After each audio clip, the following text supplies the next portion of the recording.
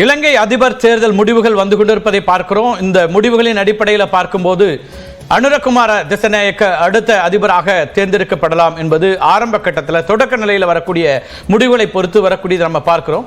கடந்த தேர்தலில் 3.16% என்கிற மிக குறைந்த அளவில் வாக்கு சதவீதத்தை கொண்டிருந்த அந்த கட்சி தலைவருக்கு இந்த தேர்தலில் 15 மடங்குக்கு மேலான கூடுதலான வாக்குகள் தொடக்க நிலையை பார்க்கும்போது இருக்கிறது. அடுத்ததாக எதிர்க்கட்சி தலைவர் சஜித் பிரேமதாசா, அதுக்கு பிறகுதான் தற்போதைய அதிபராக இருக்கக்கூடிய திரு ரணில் விக்ரமசிங்கே 3வது இடத்திற்கு வருகிறார். இலங்கை அதிபர் தேர்தலில் இதுவும் முதல் முறையாக நடக்கக்கூடியதாக இருக்கிறது.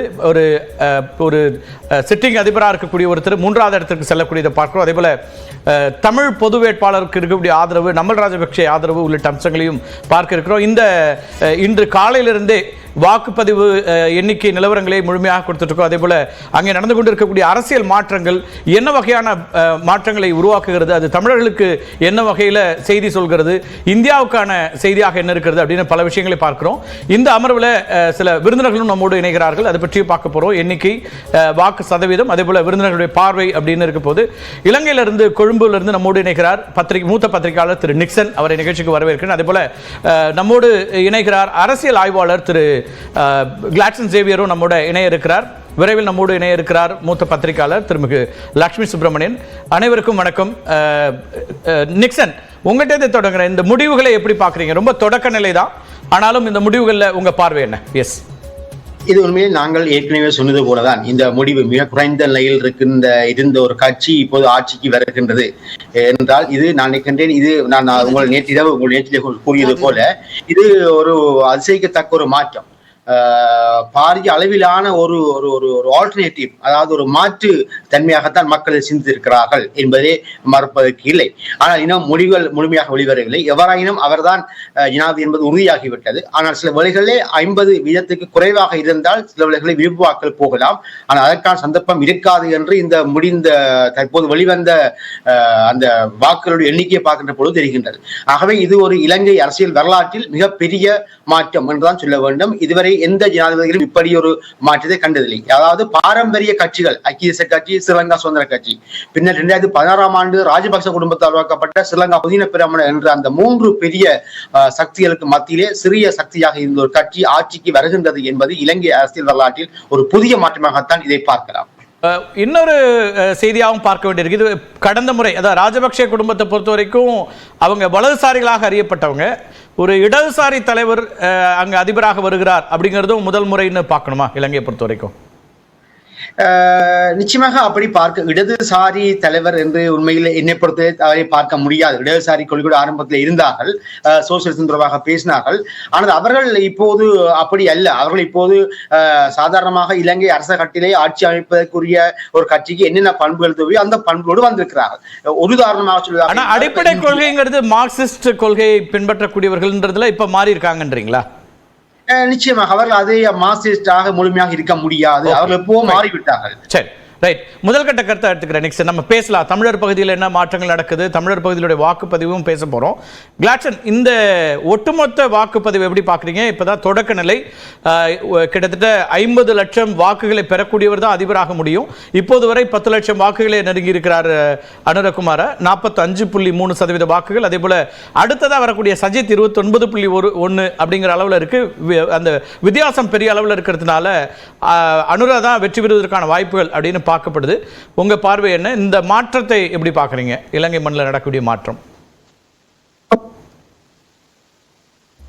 அதாவது இது ஒரு மிகப்பெரிய மாற்றமா நம்ம பார்க்கிறேன்.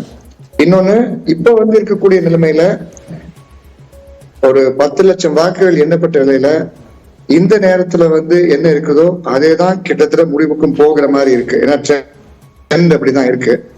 ஏன்னா ஏற்கனவே நம்ம சொல்லியிருந்த மாதிரி ஒரு பாப்புலர் ஓட், ஒரு ஆல்டர்னேட்டிவ் அப்படிங்கிறதுக்கான அந்த தேடல் இலங்கை மக்கள்கிட்ட மிக அதிகமா இருக்கு. தொடர்ந்து அங்க மக்கள்கிட்ட பேசிட்டு இருக்கிறதும் போயிட்டு வந்துட்டு இருக்கிறதும் பல்வேறு தரத்துல பேசுறதும் நம்ம இதான் பாக்குறோம். என்ன பாக்குறோம் அப்படின்னா, அதை எதை பத்தி எங்களுக்கு கவலை இல்லை. ஒரே ஒரு விஷயம் தான் எங்களுக்கு கவலை. என்ன கவலைன்னா, இந்த பொருளாதாரத்தை எப்படியாவது நம்ம மீட்டெடுத்துடணும், இந்த ஊழல் ஆட்சிகளை மீண்டும் விடக்கூடாது அப்படின்னு நம்ம பார்த்தா ஒரு தெளிவான ஒரு முடிவு எடுத்திருக்காங்க மக்கள். ஆனா இது நன்மையா இருக்கும் அப்படிங்கிறது எல்லாமே பொறுத்திருந்து பார்க்க வேண்டிய ஒரு விஷயம். ஆனா இதுல ரொம்ப இன்ட்ரெஸ்டிங்கான ஒரு விஷயம் என்ன அப்படின்னு பாத்தீங்கன்னா, ஒரு வித்தியாசமான முழு மாற்றத்தை கொண்டு வர முடியுமா அந்த நம்பிக்கையில தான் மக்கள் வாக்களிச்சிருக்காங்க.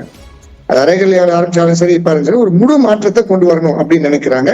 அதனால என்ன பண்ணுவாங்கன்னா, இவங்க கடந்த ஆட்சியில யார் யாரெல்லாம் இருந்தார்களோ அவர்களுக்கு நேரடியாக எந்த பொறுப்பும் வாய்ப்பும் வழங்கப்படாது அப்படிங்கிறது கண்டிப்பா நடக்கும். இல்ல ஒரு முழு மாற்றத்தை கொண்டு வரதுக்கான முயற்சிகளை எடுக்கிறதுக்கான எல்லா வாய்ப்புகளும் சாத்தியம் பார்க்க முடியுது. அதுல இப்போ வாக்குகளாக வெறும் 10 லட்சம் இல்ல, அவர் பெற்ற வாக்குகளே வந்துருச்சு. தற்போதைய நிலையில கிட்டத்தட்ட அவர் 16 லட்சம் வாக்குகள் அனுராவுக்கு கிடைச்சிருக்குது.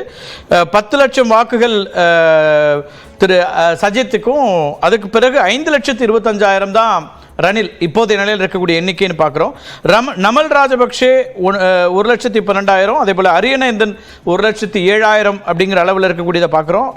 இதெல்லாம் இருக்கக்கூடிய இடத்துல இந்த கொழும்பு அல்லது தென்னிலங்கை முழுக்கவே அனுராவுக்கு ஆதரவாக இருக்கு அப்படின்னு பார்க்கணுமா? அங்கெல்லாம் 60% மேலே இருக்காரு நிக்சன். இந்த பகுதியுடைய வாக்களிப்பு எப்படி இருக்குன்னு பார்க்குறீங்க? நிச்சயமாக அனுரா குமாரசாமிக்கான ஆதரவாகத்தான் பார்க்க முடியும். நினைக்கிறேன் கொழும்பு மாவட்டம், குறிப்பாக பொருணர்வை மாவட்டங்கள் எல்லாமே அந்த பாரம்பரிய கட்சிகளுக்கு ஆதரவாக வாக்களித்த மாவட்டங்கள். அந்த மாவட்டங்களிலே கூட வாக்குகள் மாறி இருக்கின்றன என்றால் இந்த மாற்றம், அதாவது இந்த ஊழல் மோசடி அதிகார சுவம் இருக்கக்கூடாது என்ற அடிப்படையிலே அவர்கள் இந்த வாக்கை அளித்திருக்கிறார்கள். அதாவது இந்த 2 பேரும், இந்த ரணில் விக்ரமசிங்க, சஜித் மற்றும் இந்த ராஜபக்ச குடும்பங்களில் என்ன என்றால், அவர்கள் ஆட்சிக்கு வருகின்ற பொழுது எதிர்கட்சியிலே இருந்தவர்களை மீண்டும் அமைச்சு பதவிக்கு எடுப்பார்கள். அப்படி இந்த மாறி மாறி ஒரே ஆட்கள் அங்கே உள்ளே இருக்கிறார்கள் என்ற ஒரு உணர்வு மக்களுக்கு வந்துவிட்டது. இப்போ ரணில் விக்ரமசிங்க ஆட்சி அமைத்தாலும் கூட ராஜபக்சனுடைய ஆதரவாளர்கள், அதாவது அறகலைய போராட்டத்தின் மூலம் யாரை துரத்தினார்களோ அந்த கட்சி சேர்ந்தவர்கள் மீண்டும் வாங்கி அமைச்சர்களாக வந்தார்கள், அதிகாரிகளாக வந்தார்கள்.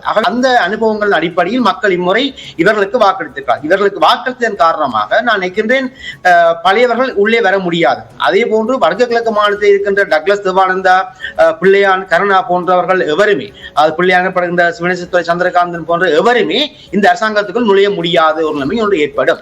கொழும்பு பகுதியில ரணில் ஓரளவுக்கு வாக்குகள் பெறுவார்னு எதிர்பார்க்கப்பட்டுச்சு. ஏன்னா அவருக்கு எதிராக விமர்சனமே அவர் ஒரு மேட்டுக்குடிக்கானதா இருக்காரு அல்லது இண்டஸ்ட்ரி ஃப்ரெண்ட்லியா இருக்காருன்னு சொன்னாங்க.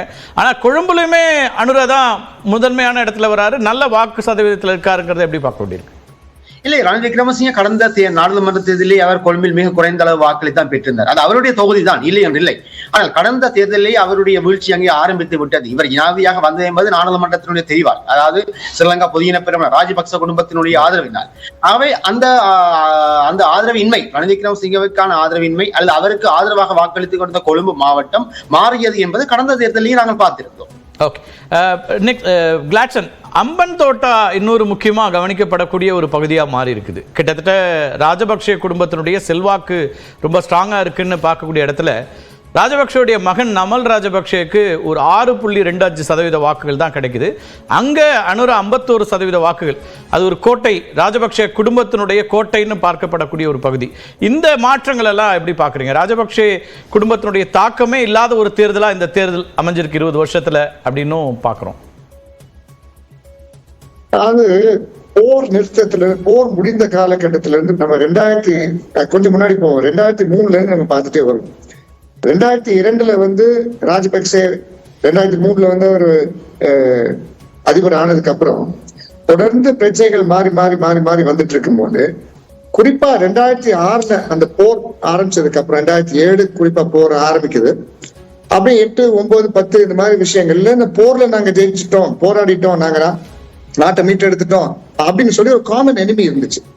தமிழர்கள் தான் அப்படின்னு சொல்லி ப்ரொஜெக்ட் பண்ணிக்கிட்டே இருந்தாங்க. எல்டிடி இருந்துச்சு. ஒரு 2009 ஒரு கோல்டன் ஆப்பர்ச்சுனிட்டி இருந்துச்சு.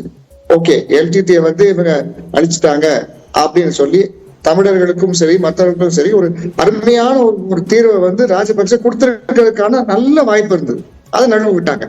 அதுக்கப்புறம் பாத்தீங்கன்னா தொடர்ந்து வந்த சிறிசேனாவுடைய ஆட்சியும் சரி, அதுக்கப்புறம் வந்த ஆட்சிகளும் தொடர்ந்து என்ன நடக்குது அப்படின்னா, உரிமைசார் அரசியல்ல இவங்க பேசவே இல்லை. அதுல ஊழல் அரசியல் தான் அவங்க பண்ணிக்கிட்டே இருந்திருக்காங்க. அப்ப சாதாரண பொது மக்கள் அப்படிங்கிற சிங்களவர்களை பொறுத்தவரையில ரொம்ப அருமையான மக்கள், அரசியல் அப்படின்னு வரும்போது ஒரு தெளிவான முடிவு எடுக்கக்கூடியவங்க. தொடர்ந்து பயம், அச்சம் இந்த மாதிரி விஷயங்களை காட்டி காட்டி காட்டி காட்டி பயமுறுத்திட்டு இருக்கும் போது பின்னாடி வரும்போது என்ன ஆச்சு, ஹம்பத்தோட்டா போர்ட் அப்படிங்கறத சீனாக்களுக்கு கொடுக்கறதும், கடன் அதிகமாகிறதும், கடன் சுமை அதிகமாகிறதும், பணவீக்கம் அதிகமாகிறதும், இதை வந்து கட்டுக்குள்ள வைக்கவே இல்லை இவங்க. கட்டுக்குள்ள வைக்காம இதை கொண்டு போனதுனால எல்லாருக்குமே ஒரு அதிருப்தி. அப்போ ஒரு இடத்தை யாராவது நிரப்பணும் இல்லையா? ரைட்.